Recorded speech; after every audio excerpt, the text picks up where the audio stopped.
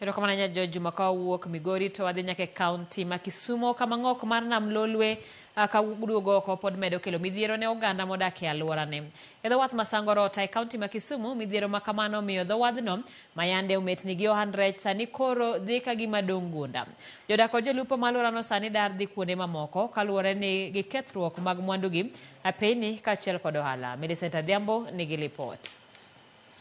Bathwa koma chieng' wuoke to dhi nyaka kocha, then ka wan gi yo ka north kocha bende nam biro oko. Kwa dhi e bathwa podho chieng' kocha bende aora biro oko. Midhiero mar pi maduogo oko kowuok e nam en gima nenore ayanga e dho wath ma Sangorota. Nyaka sani ma ondamo 300 mag lowo motuo, pi muonyo kendo dok e nam, gino makoro weyo alworani ka dong' gunda. Midhiero makama koro chuno jolupo mondo juang' dho wadhni ka gimanyo kuonde mamoko ma ginyalo goe bang' kiluwa. Kaka unene ni about 300 meters from the lake, inside the lake has been eaten by the lake. Koro wan gi sidano ma kata sani landing wa inyano ka yidhi onge kata kama long.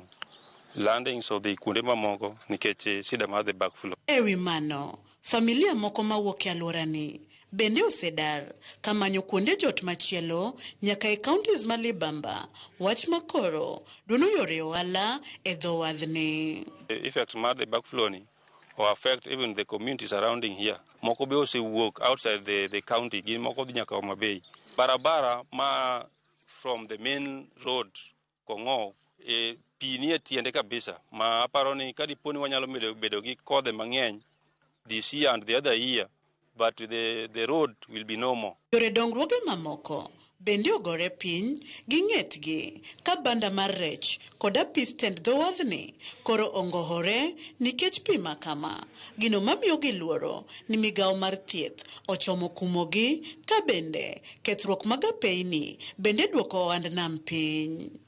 Backflow oko hinyowa nikech kata office banda, the office wa mantie kani ok en state maber nikech barabara ok bed accessible kata ka sani koth chwe en sida nikech johala ok nyal biro ka.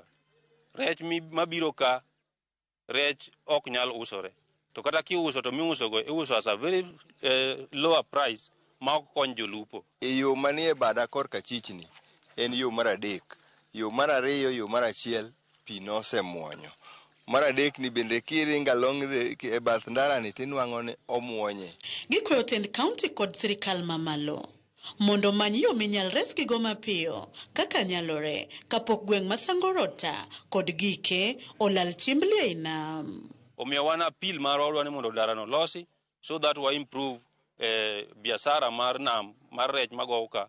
So it is an appeal because wang'iyo ni ka gweng' ni te nyalo dar, it is going to be expensive for them as the government kata ne wan wawegi nikech wadhi lose gik mang'eny moloyo ka sirikal nyalo yudo yo magikonyo godo barabara ni. Kinyalo gernwa ohinga moa Kong'o nyaka Dera ka itichako igero moro along the river, then wanyalo bedo safe. To ka ok otime to wan gi geno ni samoro gweng'wa ni nyalo bedo maonge. Kang'ok mar nam Lolwe kaduogo oko medo kelo midhiero ne gwenge moluor kod nam. Dho wath ma Sangorota kod gweng'no mangima nie kinda koro Gasumbi. Jodak makae geno ni ywak gi dhi winj maresgi ma ok oleo. Millicent Adhiambo, Ramogi TV, Sangorota, Kisumu County. Erokamano nya Millicent Adhiambo nyakoromo gimano bende matero wa yo mokwongo chenro en mar oimore sa 3:16 kik idhi mabor pod oduogo gi weche mamoko.